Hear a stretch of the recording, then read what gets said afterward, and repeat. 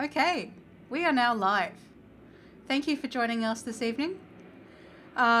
Today we are joined by Santhosh, an exploratory tester, well regarded in the testing community. Do you mind giving us a bit of an overview about yourself before we dive into today's topic, please? Yeah. Okay. So this question always makes me talk for much longer time, but I'll keep it short. All right. Okay. So I have been a hacker for nearly 20 years now. So being unethical, then transform to ethical person. That's how I would call. And nowadays I help companies across the globe to secure their software. Not only that, but also I perform exploratory testing with functional usability and UI, UX part, and front-end performance. So love to learn by reading documentation, and that's what keeps me going. Yeah. Cool. And where are you based in the world? Currently, I'm in Bangalore, in India. So that's like my pit stop currently because of COVID-19. Once it gets better, the time gets better, I'll be again flying to different places. And also, Melbourne is one of the places which I will visit next year in 2022. Yeah. Hopefully, if this pandemic starts easing up, and I mean, like, it's been pretty slow with the rollout of the vaccines here in Australia, but we'll see. I guess it's been a bit of a nightmare in India at the moment with the second wave of the Yeah. pandemic. Yeah. I don't know the details, but we have many different variants. Uh, I mean, black fungus, yellow fungus, white fungus. That's what I see in the news. And now it's getting better, I guess, because the vaccination drive is currently going on really well. That's what people say, but I'm not sure how it's going to unfold going forward. Yeah. Okay. Well, I hope everyone's able to stay safe and their family's able to still survive through these challenging times. Yeah. Thank Um, you. Yeah. Anyway, so moving on to today's topic, we're going to go over how to get started with security testing. So I think one of our first topics is maybe we should give a bit of an overview of the basics of security testing. Right. Maybe? Oh yeah. I think that's the most important thing, which is the mindset part. I can remember how I started. I did not directly get my hands on the computers, but I started different activities like lying to my mother really well, where she would think I'm speaking truth, but I would actually complain on other kids, saying that that kid did this to me while I did that to myself. For instance, I swallowed marble, all right, the glass one. And then I went to my mother and I knew that she would scold me. So I said, that kid did this to me. And my mom picked a fight with the other kid's mom.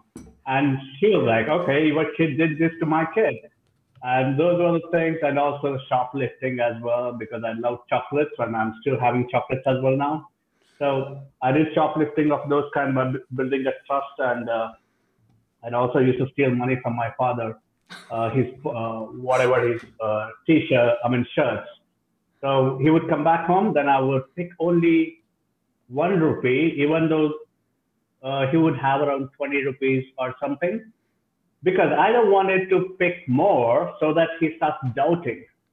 So I wanted to be a long-term customer by picking 1 rupee again and again, so that he doesn't doubt. Okay, someone is stealing from him.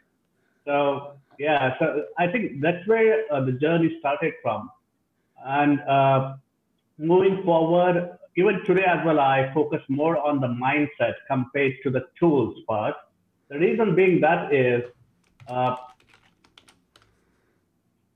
we are fighting unconventional people, and if we keep thinking conventional way, I don't think so. We would really fight them.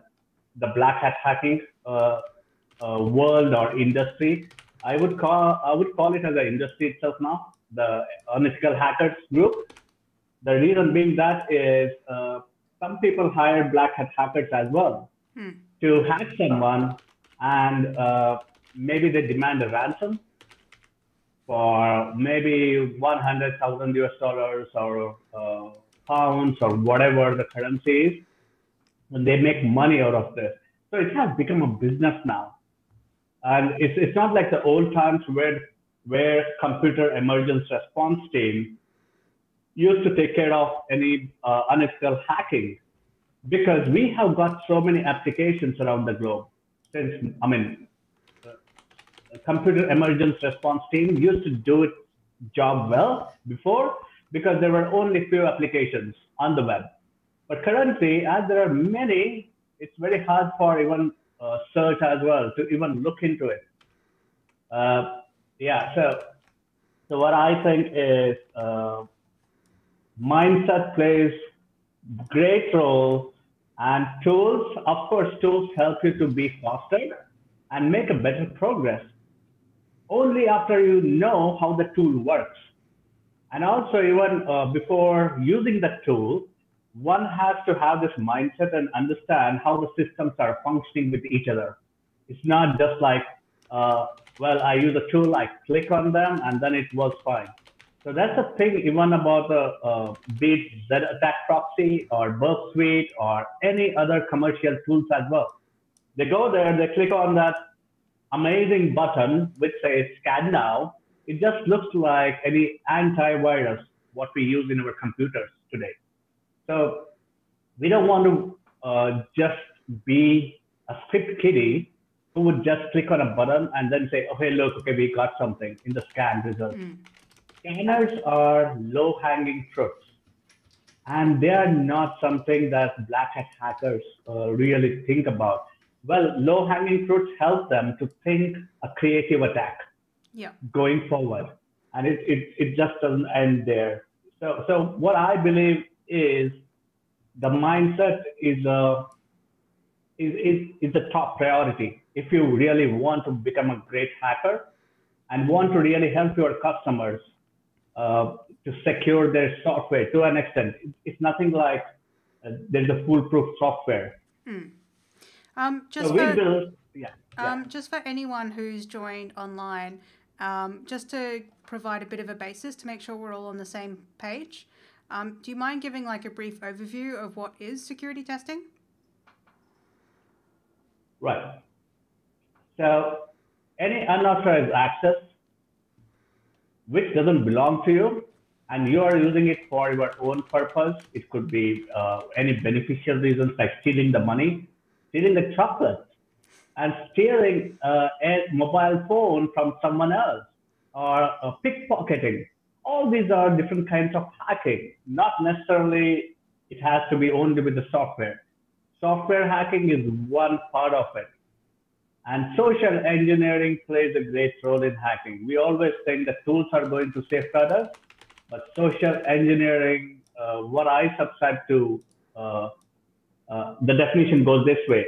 I mean, my subscription to this definition is hacking the oxytocin and amygdala of the brain of someone, manipulating their brain and using that information for your own benefits is hacking.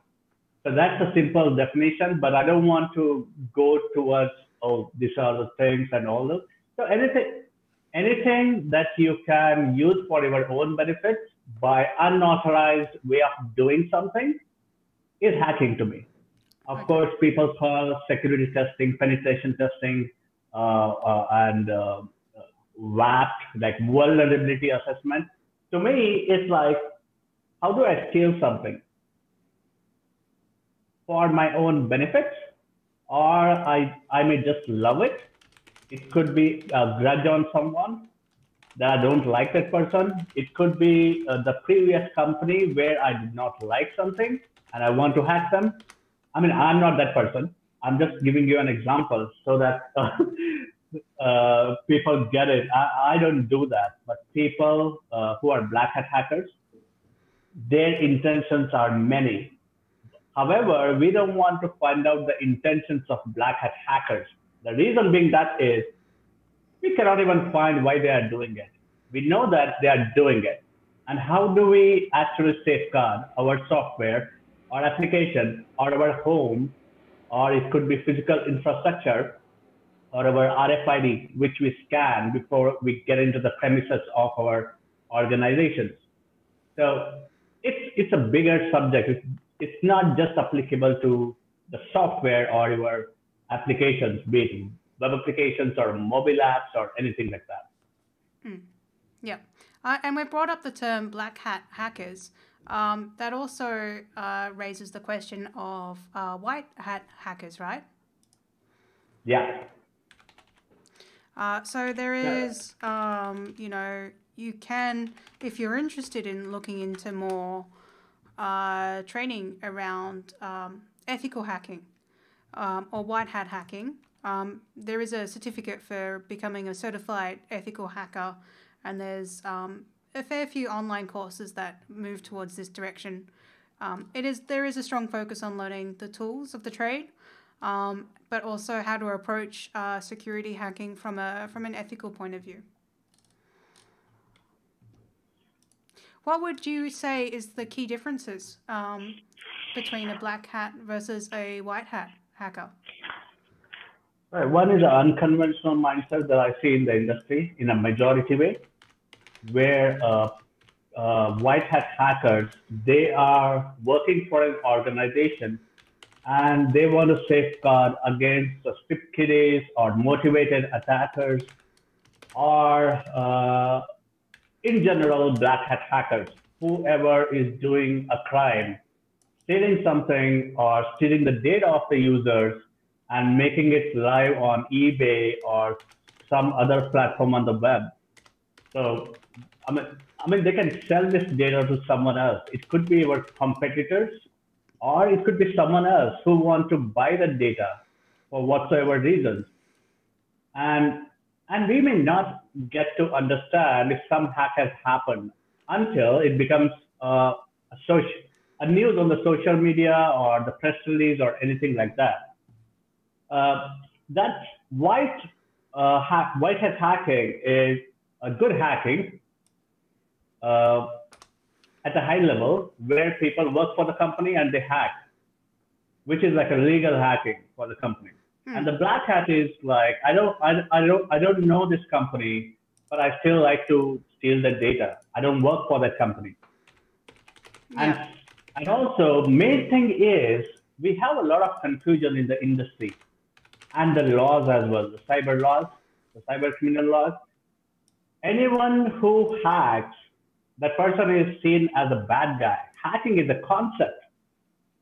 Once someone says, I hacked into it, they start looking at that person as, oh, that's bad. No. It's not bad or good or anything like that, but the intention. Because gun can be used, right, or a knife can be used by a criminal, or it could be used in a kitchen. A gun could be used by a criminal again, and the same thing could be used by a cop to safeguard the people from the bad guys.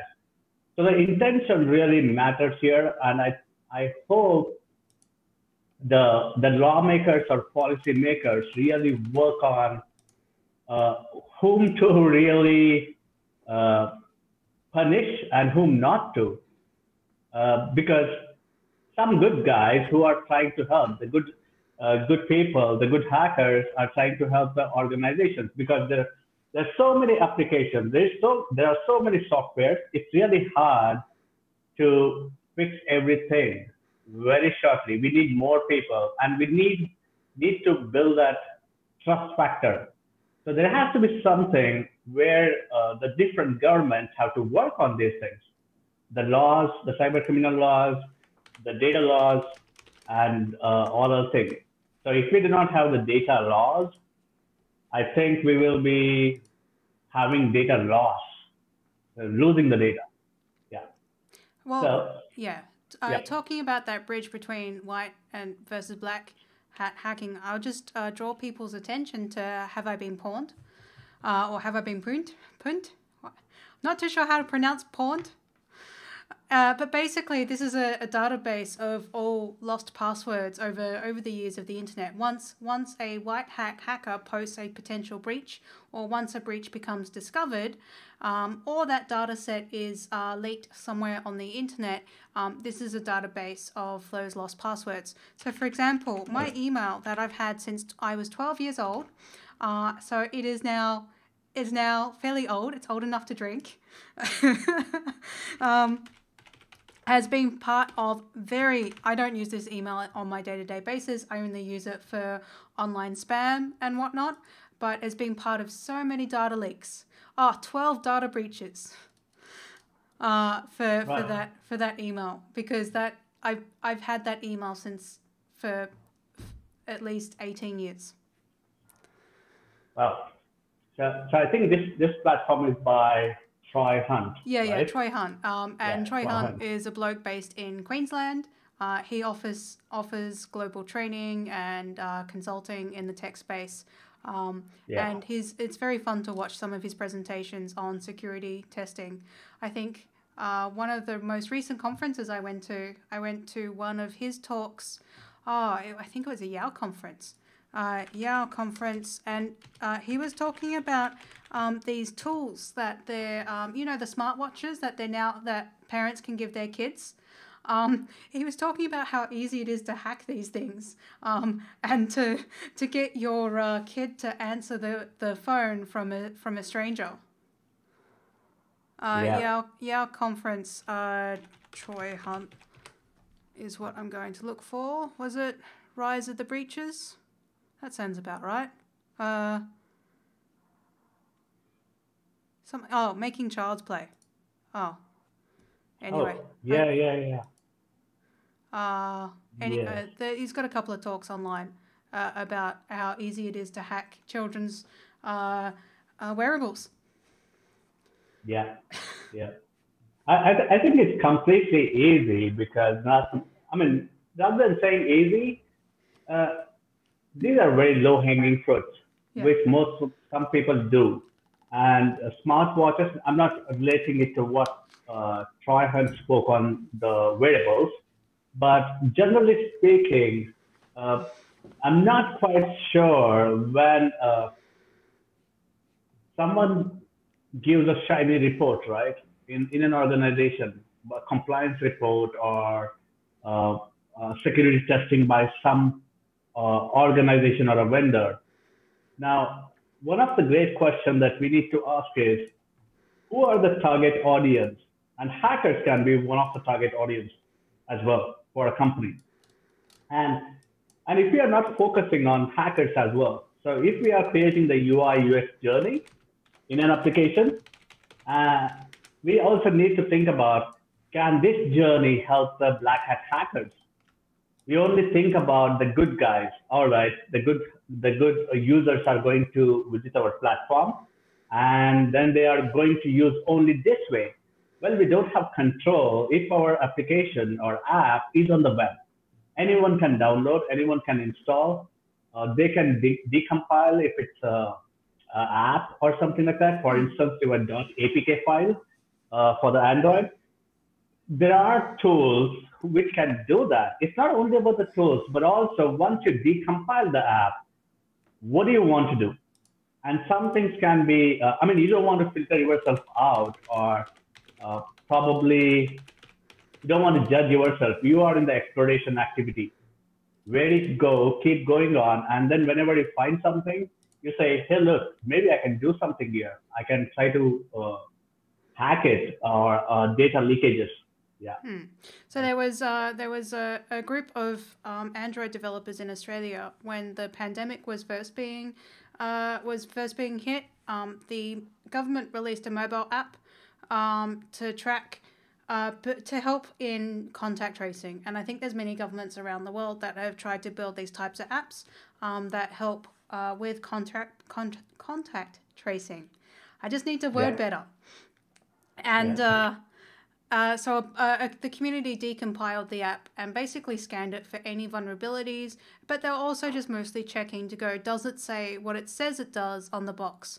So if you download an app and it says this is what it does, you can also just check in the code that yes, it is actually doing that, and it's not doing anything extra. It's not collecting data and hosting it up in the cloud, or it's not too zealous with how much data it's collecting. So this was a really interesting initiative to see the community get behind decompiling the COVID-safe mobile app in Australia. So that's just an example of someone using the decompile for an Android app for good to investigate it further. But there's also a lot of, you can decompile an Android app fairly easily to get at that insider knowledge of how an app works. Usually it's a good step for just learning about how the APIs work and then trying to work your way around those. Yeah, I think if someone wants to see how to really decompile APK, they can just go to, I think it's ibotpeaches.org, I guess. You can just search for download APK tool. Oh, okay, that's good. So you can even rebuild the APK as well. So by changing something and then sending it to someone saying, hey, look, okay, this is the APK by the government, or this is the APK by so-and-so company. And they will trust it because the whole logo of the app, the APK file and everything looks very similar. But you have actually changed certain things or added something in that decompiled APK, and then you rebuilt it. And this is what you are sharing. That's the reason one has to download it only from the trusted sources, not anywhere from their email. If someone sends the email and then you just install it on your Android phone or anything like that, you have to visit the store and then download from the Google Play. Yeah. There's some instructions on how to potentially do that in either Eclipse or a bunch of other IDE tools. Yeah. This is good. Yeah, I'm seeing on your screen. Yeah, and it's just saying install a extractor. Yeah. You have to find one. That one doesn't seem to exist anymore. Yeah. APK extractor, but have you tried APK tool? Just go, APK tool, then, I bought Peaches, the first one. Yeah. Okay, yeah. That's really a good one, which I have been using for a long time now. And you need not extract it on the web. You can do it locally, and you can have the data as well, rather than extracting on some website or third party where we could reveal specific data of the company if we are wearing the white hat hacker hat. And I think this one really is good enough. Yeah, I've never really had an issue, or I've never really had much of a professional reason to reverse engineer Android files, because I'm sitting on dev teams, so I have access to the source code and don't need to reverse engineer. Although I guess from a testing point of view, it could be interesting to see the code difference when you compile and package up your APK versus doing a reverse engineering. I know there are things you can introduce in the process to make the code a little bit harder to read. So it can kind of scramble the variables before you package up your APK. Then that can, still the code is still the same at the end. It's just you can't read anything. And machine code that is hard to comprehend is, I guess that's a layer of obfuscation. Right. The obfuscation, I think people used to, or even they use it today as well, Proguard, which is a default thing in Android. They used to add a Proguard, which would be which would obfuscate. Yeah. So that it becomes harder. But what I have heard and seen is usage of class master. It's not C, but K, starting from K, class master. That's something, I think it's a paid one, but does a good, yeah, I think, yeah, that should be one. Yeah, that's the one. Yeah. There are multiple ones as well where they are commercial, but also it's good to do your due diligence before you pick on something, be it commercial or be it open source or be it freeware as well. Or else what happens is some people just go search, they land on some website, they download it. Actually, that's a hacking software. And I mean, people are very excited to download the free ones. They go on that platform, they download it. Actually, they are being hacked. And sometimes this happens where they will give you they will give you a free tool, but also along with that, they will embed a malware or an adware. So that can be done with the binding softwares. So where you bind Microsoft Word and you say, hey, look, I'm giving Microsoft Word for free, but actually you are embedding the virus into it. So you will make it look like it's a Microsoft Word executable, but actually it also has something else. And many people think it's free one. Okay, let me install it. But you're actually installing the other creepy, dangerous things as well. Yeah. Yeah. So there was an NPM vulnerability. I think it was a Bitcoin miner. Was that it? Something like that? Node package. Node is a common programming language that's used on the internet to build backend servers and whatnot. Whenever you're dealing with JavaScript, you generally have to use a package manager called NPM, and you basically have to download half the internet to get anything in Node to work. And that means when you download half the internet, if one of those libraries that's part of your build pipeline is compromised, it can be built in as part of your software. So having vulnerabilities discovered in Node package managers and whatnot has been something that has happened before. Yeah, and I think this falls under that category of components with the known vulnerabilities, which was OWASP top 10 attacks. I'm not sure whether it's still in those OWASP top 10, but OWASP top 10 is a good starting point. But your hacking journey doesn't stop there if you really want to help your company. So OWASP top 10 is based on the survey. It's really an amazing list, but it's a good starting point for these risks. So how you do your security test coverage for your application. Once you finish with these things, then there has to be someone or many people based on the context, how big is the company and how big is the software. They have to do it every day. It's not hiring a vendor every 3 months and then getting a report. Just because your application is not being hacked, it doesn't mean it's secure. What it means is no one tried to hack it yet. Yeah. Not that, okay, it's a good software. People need to celebrate the security of that application. No, you really need to have a scientific evidence behind it rather than just having a philosophical answer based on what you are seeing. It has not happened for last 3 years. It wouldn't happen now. Oh, really? No, just wait for a few more days, maybe. So when it happens. So I would like to quote Mike Tyson's quote again. So where he says, everybody has a plan until someone punches you in your mouth and then you start crying like a baby, something like that. So everybody thinks that, oh, we are all good. We have firewalls. We have great report from the third-party vendors. I think we are cool. But actually, until someone punches you in your mouth, that's a Mike Tyson.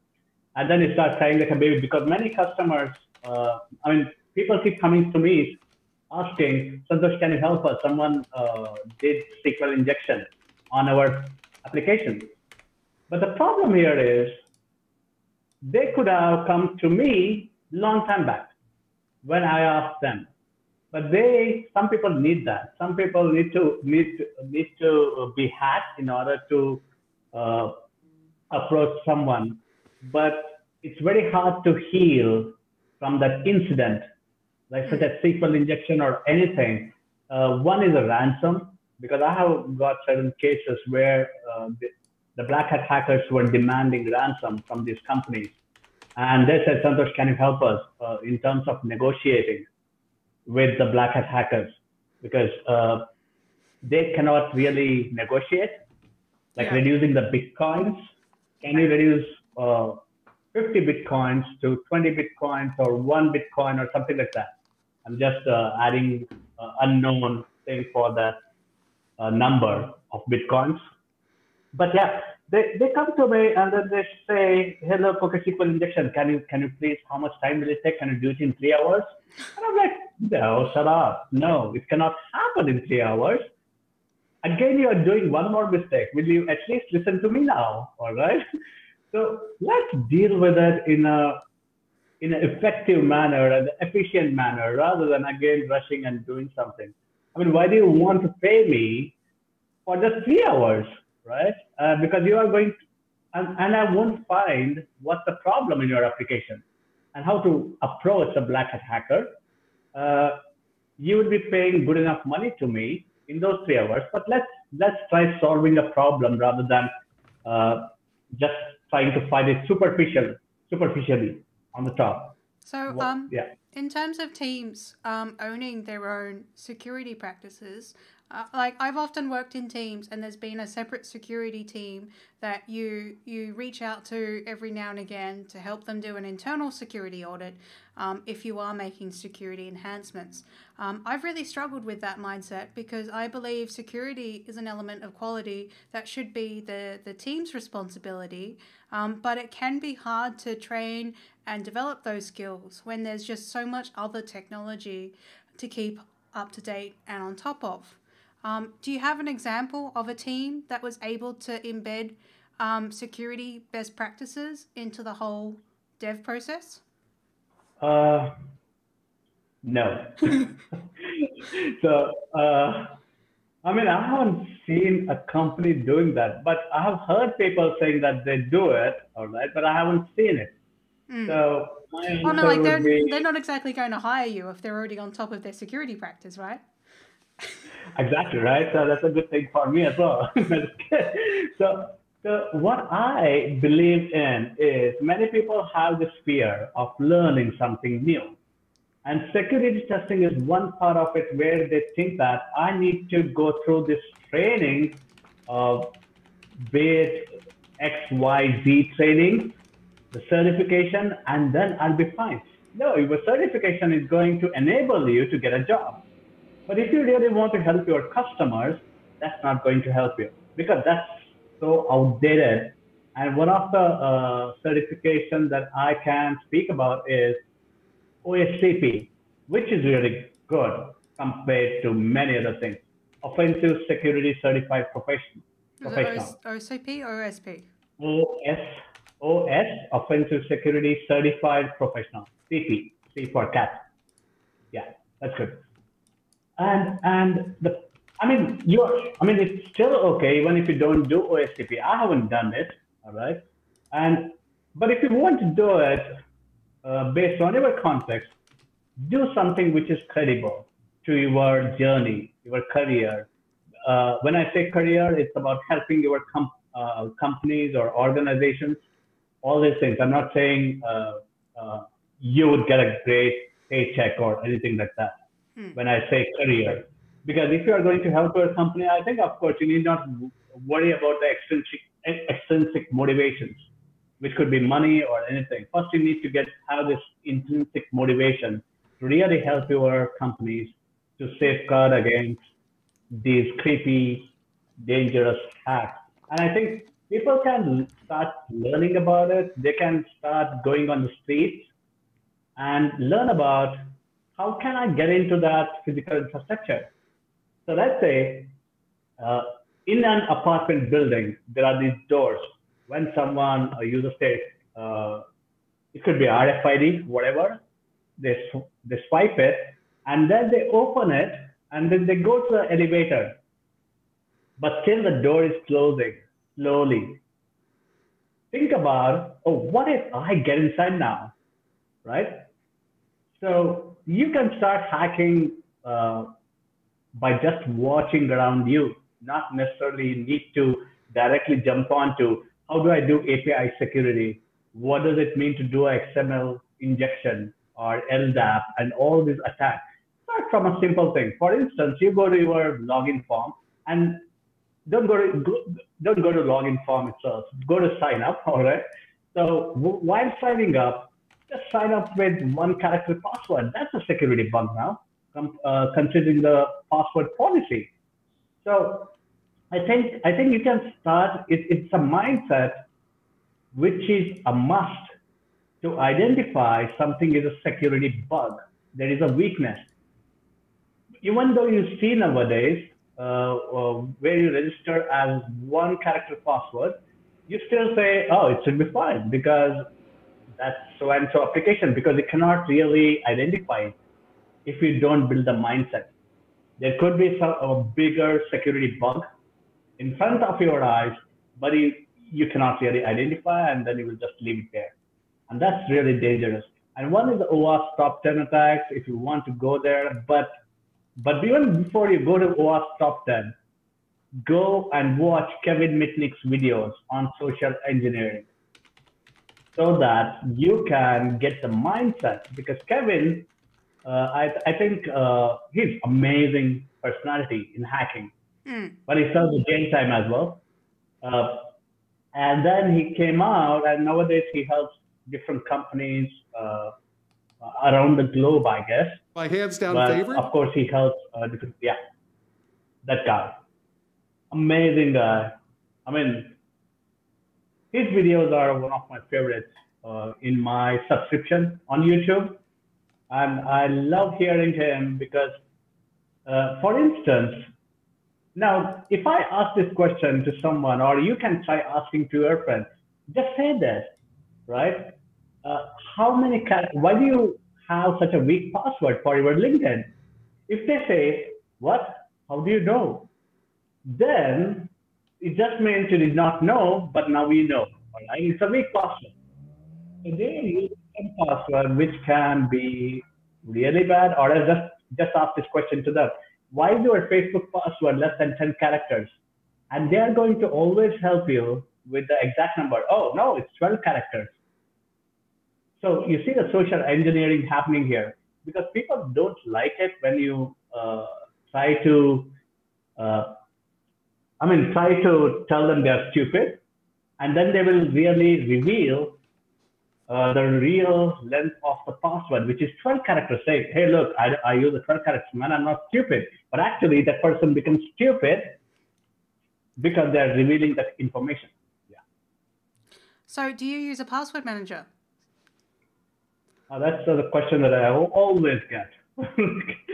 No, I don't. Yeah, I have an algorithm based on the website. And I'm not going to share it here because then that would be bad practice. But say it's the last 4 letters of the URL, and then some sort of string that I add to every password with a bunch of numbers and letters and characters and whatnot. Yeah. So like the subset of the string always remains the same, but there's a part of the string or part of my password that's generated from the URL that I'm using. Yeah. At least. And yeah. Sorry, you go. Just to add something to what you were saying, that's really very good what you're doing with that algorithm. I encourage people to write their own password managers using JavaScript. So, and they can do it locally on their machine. So it's not on the web. It's not with someone else. You can always have your password with you on your local machine, and you can share with your own servers. So that's what I encourage people. And you can just write around 15 lines of code in JavaScript by using a math object, a mathematical function, where you really create a great strong password. Don't, I mean, there are many tools or strong password generators on the web where you click on those checkboxes saying, I need a special character, I need 10 to 15 characters length. But how do you know they're not saving? If you, that's one thing that you need to really be careful about. And the second thing is, even though you generate, at least take one chunk from this website and one more from some other website, and then mix it with your own as well. That way you feel that, oh, this is really stronger. It's just like adding a salt and pepper to your hashes for your password storage. So before, people used to add salt to your password hashes, like bcrypt or scrypt. And if people are still using MDC or such algorithms, I think you need to get rid of them because they are already compromised. I mean, people have hacked into their databases, and most of it is compromised, I believe. And what I would say is using the bcrypt or scrypt function when you're doing your password storage. Other thing, and add a salt and pepper as well. If you want to really look into the salt and pepper, how they do it, you need to really look into the way how Dropbox does. They do the pepper part as well. I think Dr. Akawe,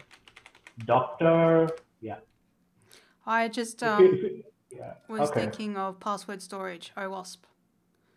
But you were saying Dr. Akawe, A-K-H-A-V-E. A-H-A, again A-V-E. A Dropbox guy. Can you just add Dropbox? Yeah. How Dropbox does... No, I think the name changed there on the top. It's not I, but E. Yeah. How Dropbox securely stores your password. So that's really one of the amazing blog posts or article or whatever. So people can really look into that and understand how it's done. Well, it can be really difficult to understand the encryption or cryptography, but the thing is, if you are using something, use something that is already used widely by different companies like Dropbox or spoken by different security experts as well. Don't try to do it by yourself because you will inject a lot of security bugs while doing that. But if you want to release something to the public after a few years, then that's your project. But if you want to do it for a company, don't try doing the cryptography by yourself. No, don't try and reinvent the wheel, because you're not likely to be better at security than researchers out there who have dedicated their careers to it.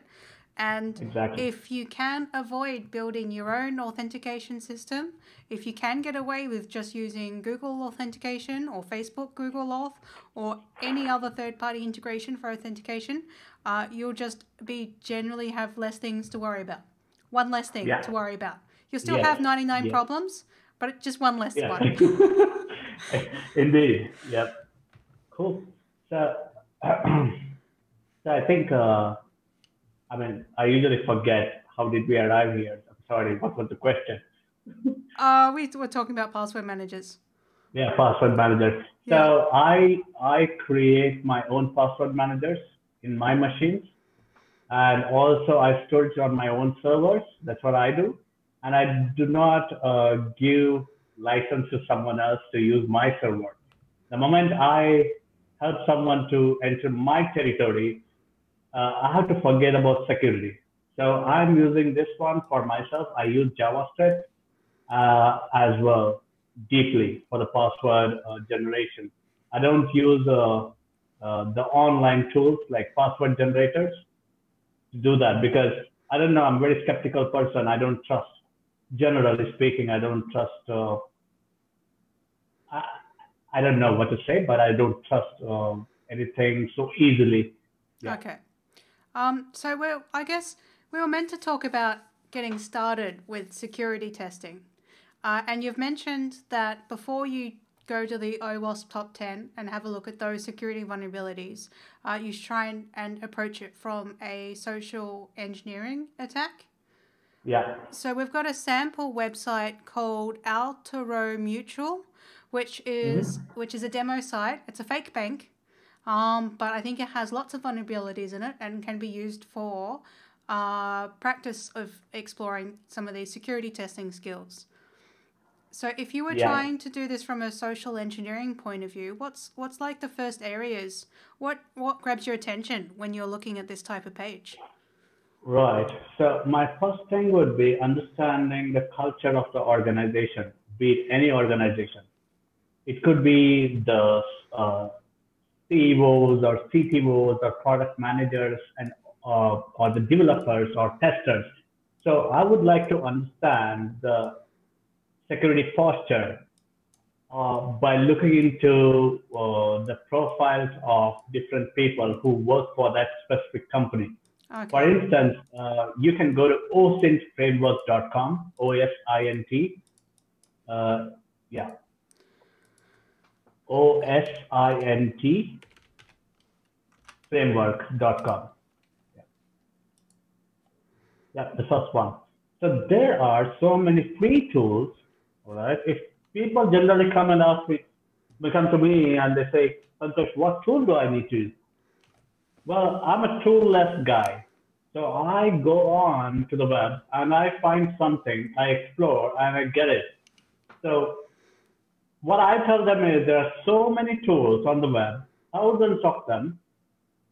You don't want to just say, hey, look, I want to use this only one tool. So equip yourself with multiple tools or multiple utilities, which you can use based on the context, because every different tool gives you a different set of information. So if I give you one tool, you would say, oh, it did not work, which means the application has to be fine. No, not necessarily. You have to go to other tools and see what information this tool gives me. And then you're like, oh, that tool did not help me with this, but this tool could probe my servers better and gave me great information, which I can use to my benefits now. And even black hat hackers also use this. And it's a gun. Now, cops can use them, and or else the criminals can use it. So the tools on the market, anyone can use it. And I would like to highlight something here. If you are using some tool, it could be any tool, and then you're just using that and then saying, well, no one can hack it. It doesn't mean your tool is amazing. It just means you're not doing it unconventional way, just like the black hat hackers out there in the web, on the web. And that could be, just think about this. If you are using the same tool, and even the black hat hackers are using the same tool, right? So why are we still seeing the breaches every day? We should not see. If you had, if you believe in that concept, where the black hats are using the same tool, we are using the same tool, then we should be fine. But it's not like that. We still see the security breaches in day-to-day life or lives, okay, on the media, social media, or the news channels, or anything like that. So that means black hat hackers are doing something else which we are not doing as a white hat hacker community.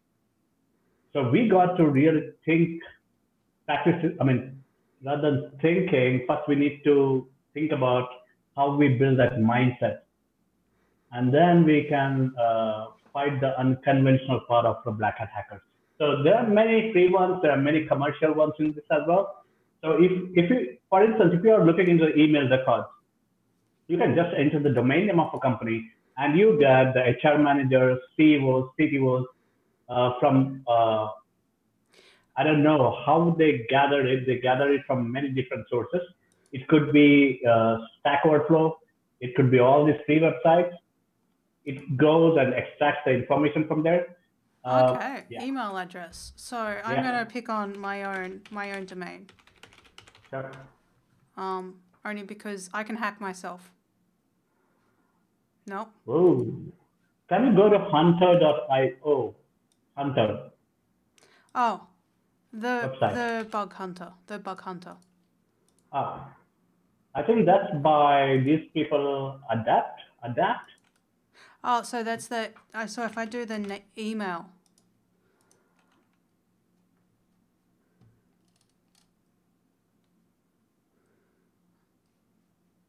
Okay.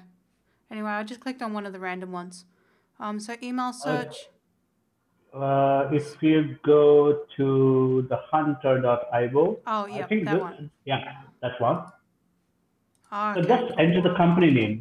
Just the company name. Yeah. You need to give the domain name completely here.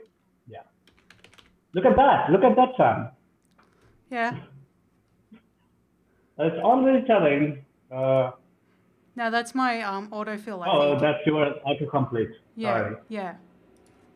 Just enter find email address. Yeah. No email address found. But let's try finding a company, all right? Because this is very small and people won't be really interested in this currently, as it belongs to individual. Yeah. So we've got. Yeah. And there are 646 more results. If you sign in, you will get access to all those things. And the problem is, can you just mouse over on the first one and just select that first email address?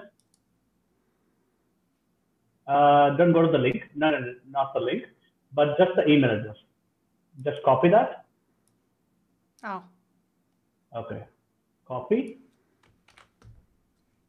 And they're blurring out something and replacing with the AA in every email because you're not signed in. Yeah. So you can go to Google now in a different tab and then just paste that email and enter. Okay. You know why I did this? Because in a smaller companies, what you can do is you can just copy that and paste it. And then Google is going to help you say, did you mean this email? Okay. So you can use different things which Google provides apart from, it's really good for hackers as well to use it as a tool.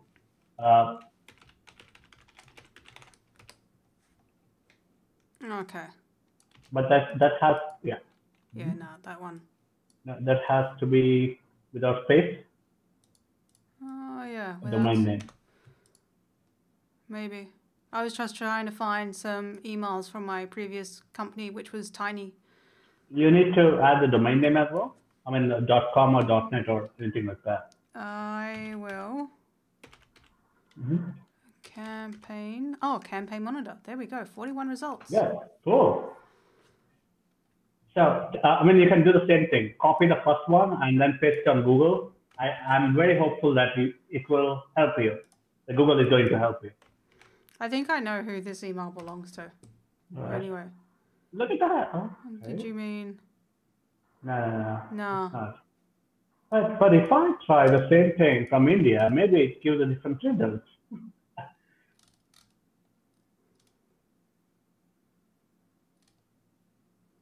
Probably, because Google does a fair bit of localization for where your searches are based. Yeah. It's very easy to use these tools. Of course, the two combinations you can keep changing, and you can get a meaningful. Any guess what these two AA covers are covering up? Yes, that's support at campaignmonitor.com. Yeah, exactly, right? Yeah. And one way people can do it, they can go to the LinkedIn page of the company and go through all the people under that specific company, and they need to just match, what names do S starting from S, and then maybe the last name starts with M. Probably. Yeah. Something like it's that. So they can really work it out. Yeah. Like there's just so much information available on the internet to be able to find information such as anyone's login, username, date of birth, probably their compromised password if they use the same password for everything. It's probably been leaked at some point. So if you know their email, you can then, search for that email and have I been pawned to get an indication if it's been hacked, and then just find that database of where their password's been leaked. Yeah, exactly. What we are doing currently is gathering the information from different sources, which is open source intelligence, which is OSINT, framework.com. OSINT stands for open source intelligence. We are going to the open source whatever data, aggregation tools or anything, and then we are gathering this information for our attack or for our work. It depends really if you are a white hat hacker or a black hat hacker, how we are doing things. Yeah. I mean, like I've worked in the retirement fund space quite a fair bit, and if you were trying to compromise someone's account when they're in retirement, being able to get their sweet ass pension money would be very nice if you managed to intercept, find enough information about them and then change their bank details in the system to your bank details. And if they weren't paying too much attention, you could be getting income for like 10 years before they die. Or if you just happen to change the being able to intercept the death certificate from going to someone's retirement fund to be able to close it off. If you could spend like 3 to 6 months just siphoning off the rest of the funds before they go through the family court system. Yeah. I mean, like that'd be quite nice to do at some point. Yeah. Okay, so Sam, would you like to go to your blog? All right. Yeah, my blog. Yeah. Yep. Yeah. So one of my favorites is, let's try to find out what's the platform you're using. But before that, you want to go to my? Can we do this? Yeah. Yeah. You want to go to my robots.txt? Yeah. So, all right, this looks like, this is a WordPress. Yes. Because that's coming from WP hyphen. That's also, if you scroll down to the bottom, it says powered by WordPress. Right. Right. So maybe this one is written by you to distract me. So I would still like to go to the robots.txt and have a confirmation. All right. Looks like there are more chances it's a WordPress. Now I'm in robots.txt, but maybe you also created this text file with the wp-admin, but maybe it's still not WordPress. How do I really understand it's the WordPress? So, okay, now I can use a different plugin called as a Wappalyzer, W-A-P-P. So is it a plugin? It's a Chrome plugin? Chrome Store. Yeah, Chrome plugin. W-A-P-P-L-Y-Z-E-R.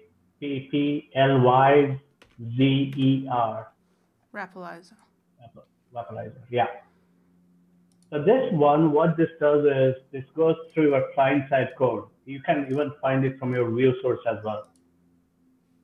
Okay. You can just install this plugin, actually. Yeah. I'll just use the...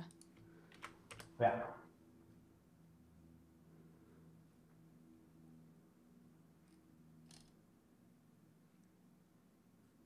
Something would be...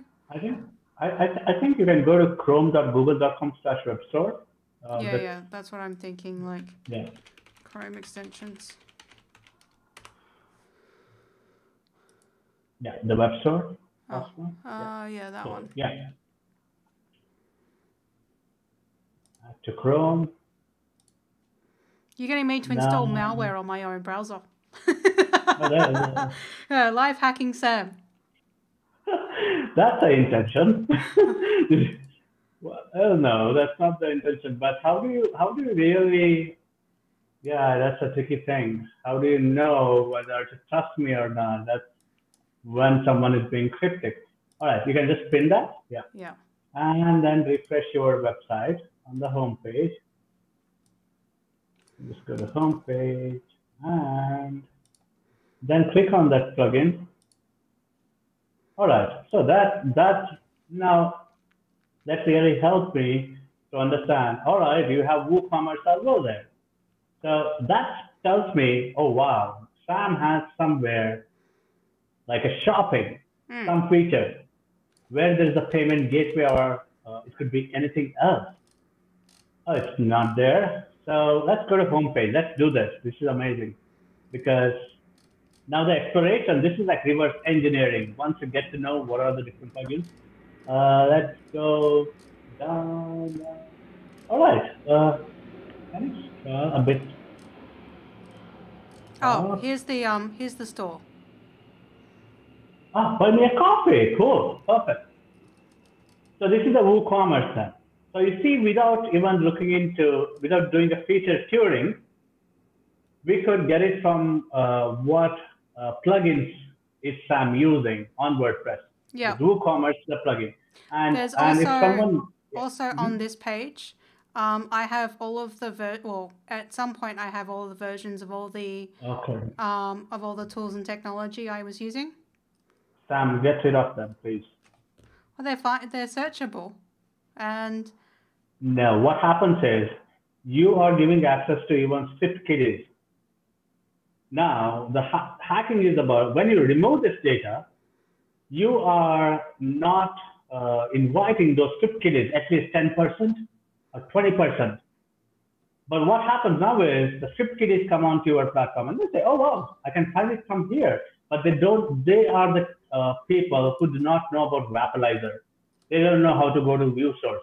So you don't want to invite those people where you, I mean, of course, you are being too kind there, all right, to give out the information, but that's something that we should not have there, to remove some of the people from whatever categories. So script kiddies, motivated attackers would still go to your view source. The script kiddies would go to the pages because they don't know about the client-side code, how to extract something, what is Wappalyzer, they wouldn't know about it. But if they're watching this video, once it goes live, of course they will know about it. So I hope they won't watch it. Most of the frameworks I'm using are generally open source anyway. So we still don't want to tell them directly that I'm using so and so plugins. We don't want to do that anytime. And less than 50 is something that you are mentioning as well, which is open source. Now these are open source. What you can do is, I mean, I think the policy has to be something in a descriptive manner rather than exactly the plugin name or a tool name. Yeah, there's also, like, from a privacy point of view, you have to let people know what tools and technology you're using to track particular data. Is it so in Australia? Oh, it's not. Sure. It's not the Australian Privacy Act, but it's the European Privacy Act. So if I have European visitors come to my blog, I have just generic cookies on my blog, but I also should let people know the tools and technology that I'm using to track their information through my blog. Are you sure that we need to mention about tools and technologies? Because I'm not. At least from a GDPR compliance point of view, if you're collecting data from someone who's using your website or application, you need to be transparent about what tools you're using to collect that data. So I need to give, like, I don't necessarily need to include the version that I'm using, but I need to let people know that I'm using what I'm using for tracking performance and interactions and all of that jazz, so that you as a visitor can then do your own research and go, does that third-party system, is that third-party system also, has good privacy practices? Yeah. I'm so, oh wow, if GDPR is telling to do this, I don't think so. The tool name is really required. If GDPR wants to do this, I think that's a bug in the system, their GDPR policies, because then it just becomes like you don't even need tools to You should just be able to look through the information. Yeah. You should just be able to look through the privacy policy and to go, these are the tools and technology that this website uses to track your information. I think the best way would be someone contacting the company saying, hey, look, I need this information, rather than having everything on the public domain and people come over and they take it. And one of the users are hackers as well in this context, where they come in and they say, well, I did not even spend time in looking into view source or anything. And many people do this in privacy policies, saying that we use once 28-bit encryption or multiples of whatever, like 512-bit encryption. That information really helps the people, the script kiddies as well, because it's very easy to get it from the website content. And what I would say is, one is the cookie policies, because I haven't seen some of the websites, the GDPR compliant ones, where they did not reveal a lot of depth, a lot of details about what they're using or anything. So it could just be one of the interpretations that I picked up from looking through the GDPR compliance. Like, it was one of the principles, but I also don't think it's something that companies are necessarily going to be sued over. But I think from a privacy by design point of view, I think it's generally the cost of being transparent, I think, outweighs any potential drawbacks. So if me telling my audience that I use these libraries, it gives more information to hackers, where this information was already accessible through website scanning or anything anyway. Right. Yeah. Is there? I just think it's better to be transparent to the people who care about privacy. But what about those people who would get benefits from this? That's what my question is. I'm thinking about that, because what happens is, if someone needs the data, they can actually write to you. But giving out, that's the reason security and usability always have this clash, right? But the problem here is, which one is better? Where someone can write to you through a contact us form. If you really need details, I can help you. Then you also know that who is trying to access that information. Or else it could be anyone who could be accessing that information. And I really, my thought tells that we should not be having that no matter what. Even for privacy by design, we should not do that in this century, where there are so many people, the bad guys. So that information is very easy, because I saw the Yoast SEO there. All right, Yoast SEO. Can we go back to that page? Okay, let me look into this. But actually, you're not using WordPress version 5.3, are you? No, because I don't think I've updated this. Can you right click and then view source? And then Control F and WordPress. And then hit enter. Keep hitting enter until, no, this is not the one. That's something else, a different comment. Enter again. One again. Oh, 5.7.2. Can you try searching? Just add a space and then 7 in front of that in the file. Space and 7. Just a 7-digit. Yeah. Oh no. Or 6. No. WordPress only goes up to version 5. I think the updated one is 7 dot something. Can you do a quick search on WordPress on Google, saying WordPress version, upgraded version, or whatever updates? Yeah. Let's see, what is that? I think it Yeah, should be 7. 5.8 was Oh, the one was 5.8. just All released 3 right. days ago. So Oh, okay. 5.7.2, I have automatic Okay. updates enabled on my blog, so I usually am on the latest version of Okay. WordPress. Okay. Cool. And can we go back to that page again, where you had listed all the plugins? I'm just trying to say if I can get some information from here. So you use the WordPress for backups. So now I'm motivated looking at this data. I'm just wearing this black hat hacker persona, and I'm thinking about how this data can help me. Google Cloud or DNS and 2020 theme, that's a free theme, because or else you wouldn't have proudly hosted by WordPress in the end, because it's a free theme. That's why in the footer you have proudly hosted by WordPress. So that's one information I got. Let's Encrypt, that's a free one. Open source, which is a good one. That's fine. That can stay there.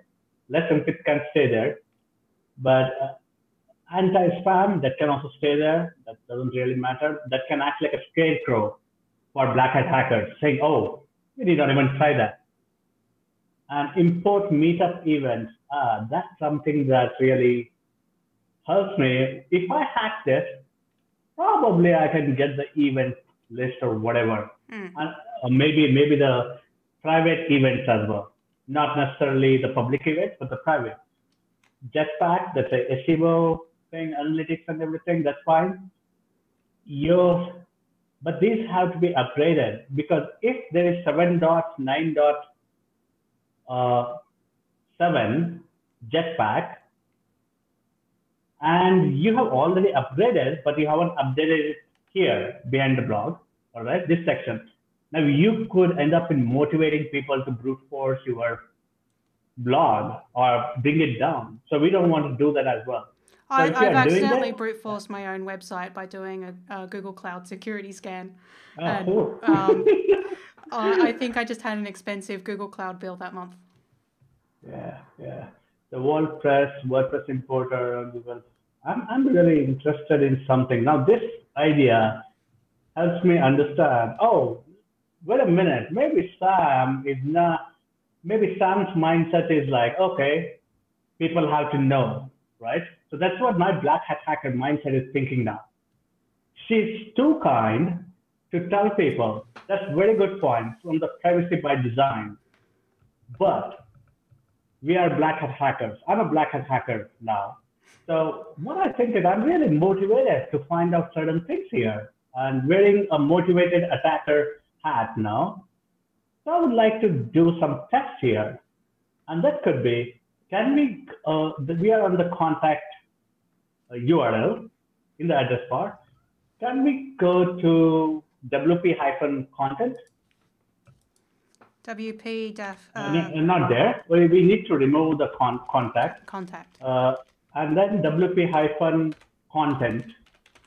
The reason I'm saying this is because I know about WordPress already. Yeah. So I know the directory half structure. the internet uses WordPress.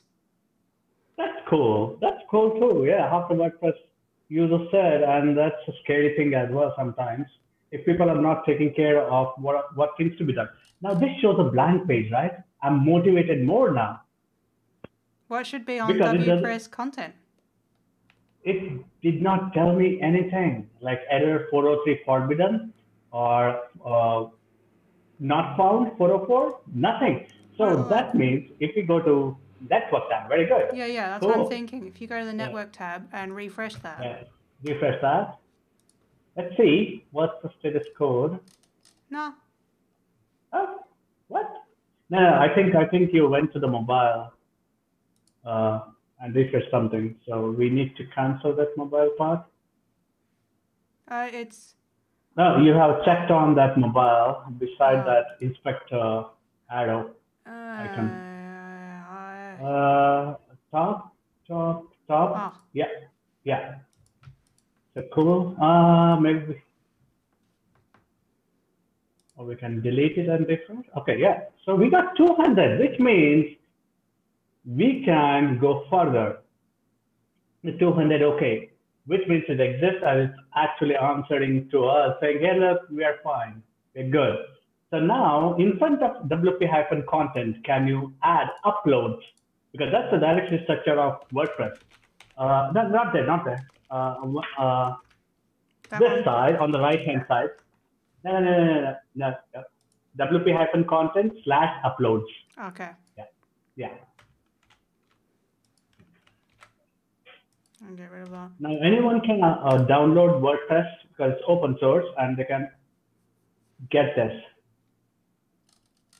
Okay. Oh, no, uploads, not upload, because that's a folder in WordPress. Yeah. Oh, boom! There you go. You can access my uploads. God. So, all right. So there's a WordPress, WooCommerce, and everything. So let's try going to 2021 because we are doing the directory traversal now. Yeah. So if we go to second month or anything, now I just want to observe this, all right?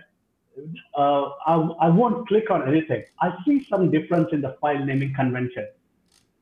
The IMG is a capital letter, and there are something called as drive, something called as, all right, looks like there's more data which can help me to understand more about Sam now. Okay. Right? And that's what my brain is thinking now. So, and after their pension, salary, money smart, and all these things, well, that really motivates me to go ahead and look into these things. What else could be there? It looks like Sam is uploading them from mobile.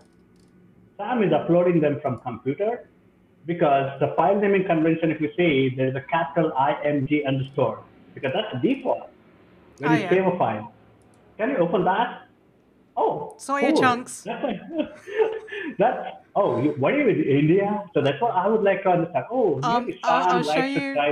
I'll show you the blog for that one. So that was it's a vegan recipe, gluten-free vegan protein balls. Okay. And I just found soya chunks, and I'm like, this is a terrible word. Because in like Australian English. Chunks. If something is chunky, it's basically someone's vomited. Okay. So like this is awful naming. So I'm like, I'm gonna call them. I think they're soya soy puffs instead. Sounds nicer than soy chunks. But yeah, I walked into an Indian restaurant and I'm like, and so I made protein balls. Okay. And a curry. Nice. I'm hungry now. Come on, stop showing that stuff. Yeah. But that's like you know, find a random mobile phone upload image, and I'm like, it's right. The reason how I got to know that was IMG because there was differences between the file naming conventions. If I look into this, and now here I would like to look into whether are you uploading any PDF files or MP3 files or anything because they can be something really bad because you are uploading everything using the upload in admin panel and there could be sensitive data is what I feel, but I'm not sure yet. Okay. So if you want to look for go back. Yeah, if you want to, can you search for a PDF file extension? Yeah. Maybe we can go to 2018. When you started the blog and the 6th month, okay, that's when you started. So you see how I'm understanding when you started the blog, probably, apart from the who is information or anything. Now, there is nothing here, not really good. Okay, we go back. Maybe 2019. I mean, of course, the hackers would be writing some parsers. They won't be going like this. So we can go to the 1st month and nothing. Oh, nothing. Okay. Then 2nd month, keep doing this. And then search for PDF file here. If you keep scrolling down, nothing. Yeah, that's my resume. Okay, cool. Perfect. So from that, if I open your resume, maybe I can gain access to your phone number. Oh, yeah, you can. All right. Okay. Yep. It's right there. Oh, yeah. Cool. Perfect. So I gain access to different kinds of information on this one. I understand going to the different pages as well. But But this is not the main thing for me. I would like to understand more sensitive information that you have on your upload folder. So what I would do as a motivated attacker is keep going on and on. And if you are my enemy, Sam, I would be still much more motivated to spend great enough time to do this. So that's how the mindset part kicks in into the black hat hackers or someone who has a grudge on you, and they can try doing multiple things. And this is nothing. Now, the much more biggest thing is WP-includes. I want to see if there is some restriction on that folder, because that's real crazy. Because that gives main about how you are adding the plugins or whatever you are adding to your application. Yep. I think here you have plugins as well. If you do a Control F and plugins, you can get something. No, not that one, because it has to be folder.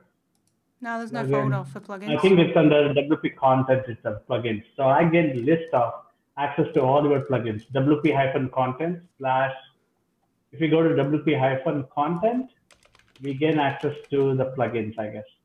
Content. There is, yeah. We do Control F again and plug. Oh, there's nothing here. I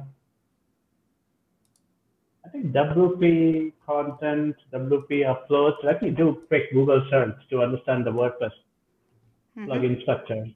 Plugin folder. All right.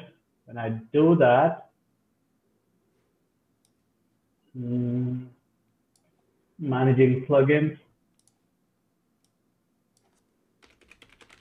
folder. I think that's WP plugins or something. Oh, I think I got it.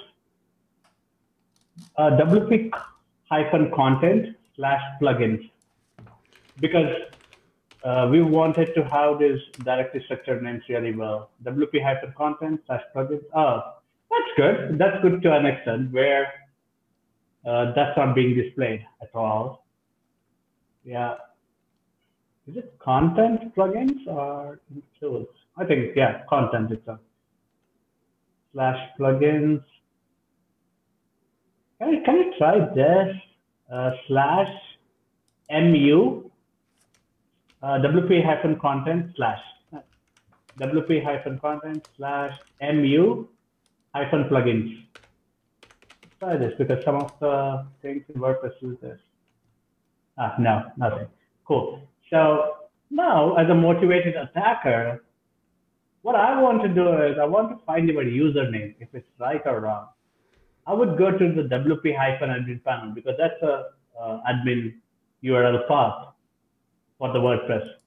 So we go to WP-admin. So that's what my mind is thinking now. Yeah, because this is definitely the login portal. Okay. So as your hand is going, your mouse cursor is going directly to login with username and password, I can understand something about you, Sam.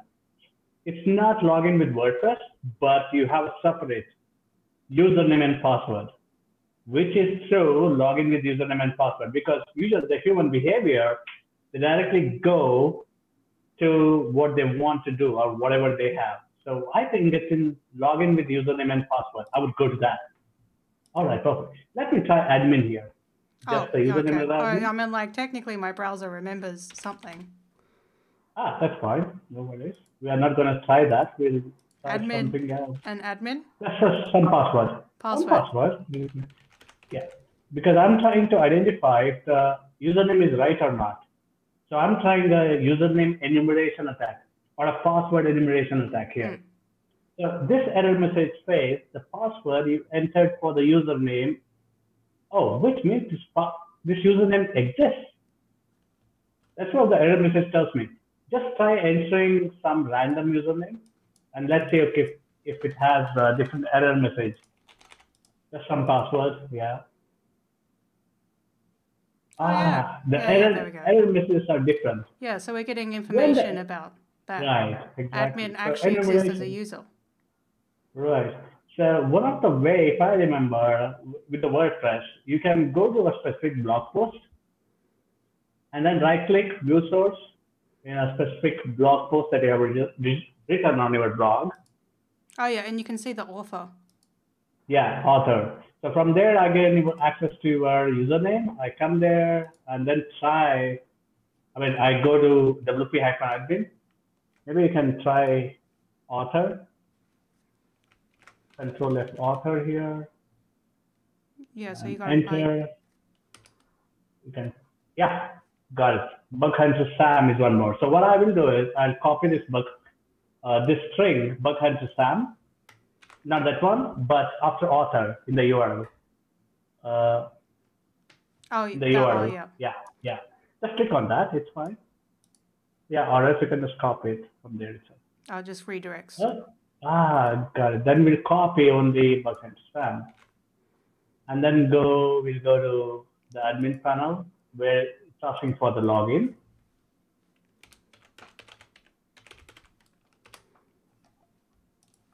And login, yeah. Remove that. Some password, some random password. Password. I'm like, wouldn't it be terrible if my password was actually password? Yeah. Oh, which means this username is the valid one to the platform, which is your blog. So this is one kind of attack where the error messages should not reveal. And it's really scary that 5.7 is still having this error message. Yeah. This has been there for a long time in WordPress. Yeah. Yeah. So the error messages should be updated for the to not be able to leak this type of information, because it's pretty bad TM to leak this information on the latest version of WordPress. When security practices or best standard practices have been like, don't give away more information. Anytime, always there for the people of the planet. Yeah. I think we're at time. We've now gone half an hour overtime. Oh, this is what happens always. I'm sorry.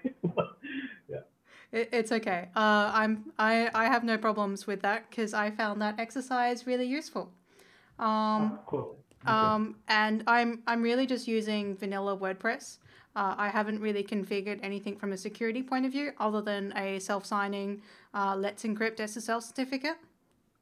That's good. That is very good. Yeah, and technically this blog has existed for longer than 2019, because if you go to the blog, there is an archive that goes all the way back.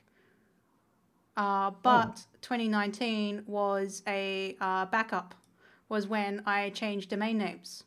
So it used to be, before I compared about my personal branding, the SSL certificate has, this now sets up a redirect. Okay. But it used to be this domain name, but the SSL certificate has expired and I haven't updated it. Right. So you imported the WordPress from that website. Yeah, it expired 2 years ago. Oh, okay. I think that's a good way to confuse people as well, where who is information of that specific domain, bughuntosam.com. Say this was registered on 2019, but you have the content from 2016. That's like, is Sam a hacker? Is she trying to do a counter stingy operation like hacking us?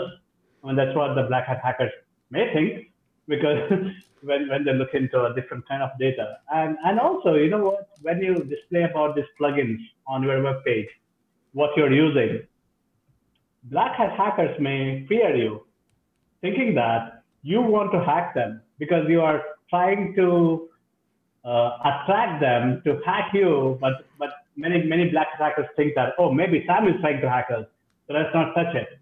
So different ways of thinking, thought process, what people have. I mean, like, also in the grand scheme of things, this is a blog about software testing. if someone hacks it. I guess currently that coffee order is only hooked up to test APIs.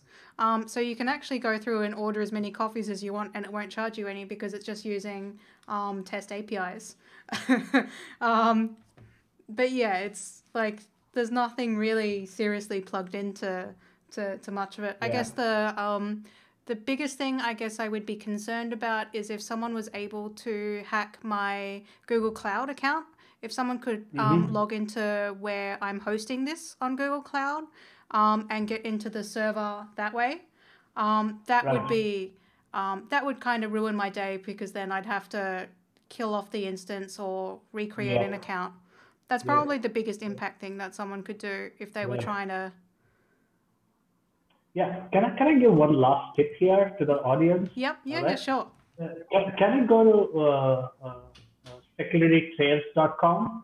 Sorry? Securitytrails.com in the new tab or whatever. Security Trails, TRAILS. Sorry. Yeah. Do you want to TI? TI? Like security trails. Oh, trail. Like a trail, yeah, trail. That one, first one. So in here, a bit, you can just scroll down a bit. There, the text field, where you can search on the top itself, I guess, top. There you go. Yeah, there. Yeah. So you can actually, what this does is it tells you a lot of information. The trails of how you actually migrated to different things. And this is your website, and you use Google domains. So that tells me you are using a Google Cloud, right? And then you can go, this information is good for the hackers as well to understand or create your profile of your website. Yeah.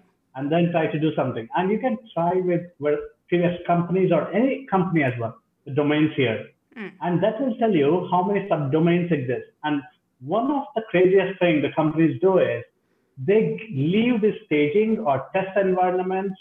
Oh yeah, all the URLs on the public domains. Yeah. Yes.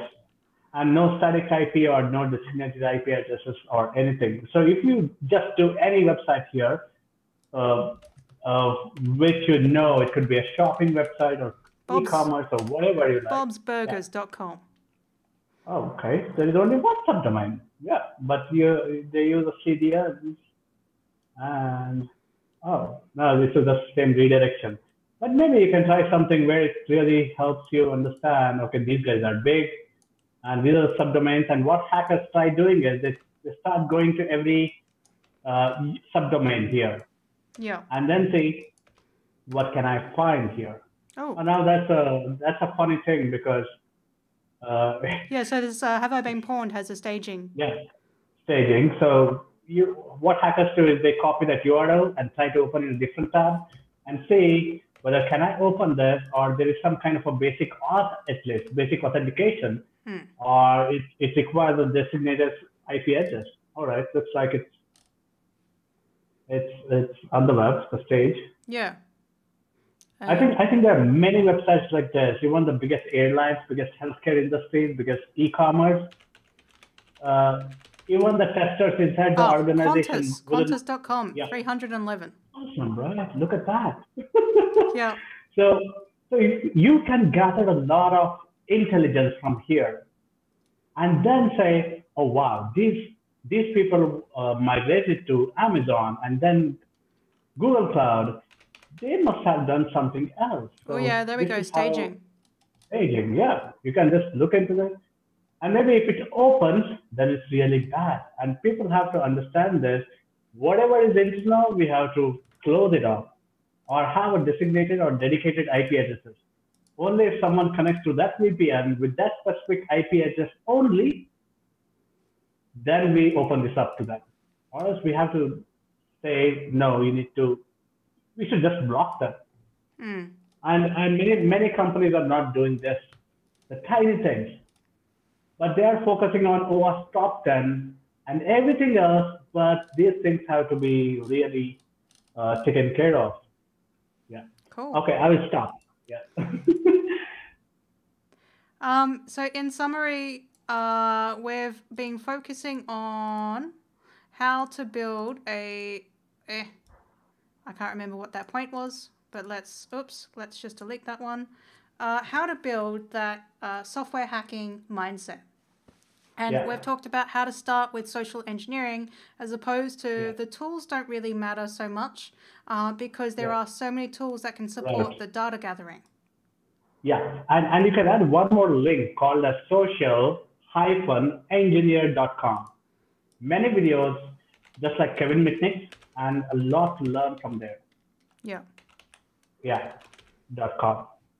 That's cool. Yeah. Most of the links that we've explored, I'll include in the YouTube video so that people can explore and dive deeper. I have enjoyed trying to approach my website with a black hacker point of view. I hope you learned something about how my brain works, Santhosh. Yes, but I'm a good guy. It's fun. If there's anything I would tell you, that's what I want to help the people that, like I said, people of the planet. Wherever I see something, I report to them, and some people get angry over me. But I say, hey, look, I'm trying to help you before the bad guys really look into something and affect your users. And I have seen many crimes happening with the data loss, how people could use the data from a specific company, and then they did a social engineering to commit a crime towards a specific user or something. And these were really bad ones as well. Once someone really researches on how data could be utilized, and someone can kidnap someone can put a ransom. There are many crimes which can happen. Oh yeah, so, if you, like, for example, anyone could probably download those images that I've uploaded to my blog, and there's probably geotag location specific information in those files of all the places I visited. Some of those photos for that food recipe, they were taken in my kitchen, which would give you the exact geolocation of where I live. But it's also one of those things because I know how to find this information as well. And I know that any individual's specific information is probably already compromised and already available on the dark web, that that if anyone wanted to do identity hacking, or it is actually surprisingly easy once you know the tools that people have access to be able to do this stuff. Yes. Exactly. But that's where you've got to have your own ethical standards and go, sure, I know how I can do these things, but it's still the wrong thing to do, even if it is easy. Yes. So even if they do it, because that's where I would draw the line, where people, they see, let's say a murder is happening in front of my eyes, I want to report it. I don't want to say, oh, well, I'll be punished. And that's where the laws have to be reworked on. For instance, the government has to reframe or reform the policies and how to protect the good guys as well. So if someone wants to report a murder, they would say, thank you. But if someone wants to report a security bug, they say, who are you? That's the biggest difference in the industry. So people have to move on and move on to a different policies or laws of the security, and then really be open to these hackers who would report them, because that's the bigger problem.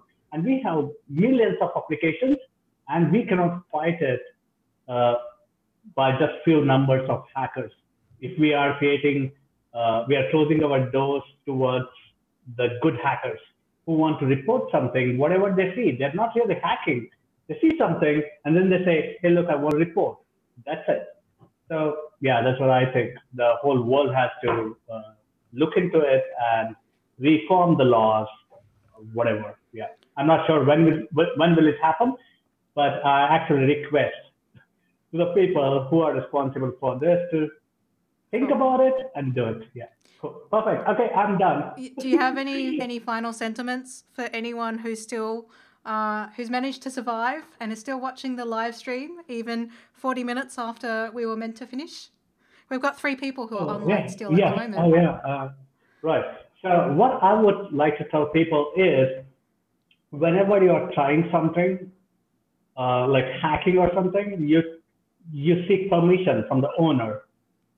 do that because we are living in that world currently where people can directly point at you. So don't just go there and hack something. Don't do that. Seek a permission, seek a written permission from the owner of a product or a company saying, hey, look, can I help you? But sometimes, you will understand with the experience way to do it, what you can report, what you cannot report, what tests you can do. You can just find security bugs by looking into our requests and responses. So that's one way. You are not really affecting the business of someone. So do not affect the business of a company. You can still find the bugs and also look into the ASVS standard on OWASP, ASVS 4.0. That is Application Security Verification Standard. It's a checklist, beautiful checklist. You can start implementing that checklist, whatever you think is going to match with your application security, and you can start implementing it. That can be one starting point of learning security and understanding, oh, why is this bad? Even though you're following those checklists blindly, it's still okay. What you can do is take the checklist, one of the checks, and paste it on Google search. You'll get a lot of links. Try reading it. And once you read it, you will understand better. So that's one side of reading as well. Yeah, that's, help the world become more secure, and do your due diligence and do not just go there in the wild and hack, because you will have the great energies to see something and then feel really great. But understand the laws as well, understand the jurisdiction where you are at, and also the jurisdiction that the company belongs to. So you need to think about all these things and also be your own attorney, the lawyer. If you get caught, what's your advocacy? Just like a bug advocacy, you need to do the advocacy for your whatever event that happened, right? Or just whatever you did. So, you will understand, but just don't rush. No pressure. Read better and perform better, practice better, and speak to people around the globe about hacking. You will understand, watch a lot of videos. It could be on Border Security Force as well. On YouTube, you can connect it to the software hacking as well. So there are many ways how we can learn hacking. Yeah, cool. I think that's it. Thank you to the participants, and thank you, Sam, for getting me on your show here. I hope we can see some changes, the way people do hacking, or they will enter the hacking world as well for good, to protect the people or the netizens or the data or anything around the world. Thank you so much. Yeah. Thank you so much for coming on board, Santhosh. It's been a pleasure. I've really enjoyed the session. Sorry for anyone who's still with us. We have gone a little over time, but I hope that has been okay and you've still managed to learn something new. Thank you.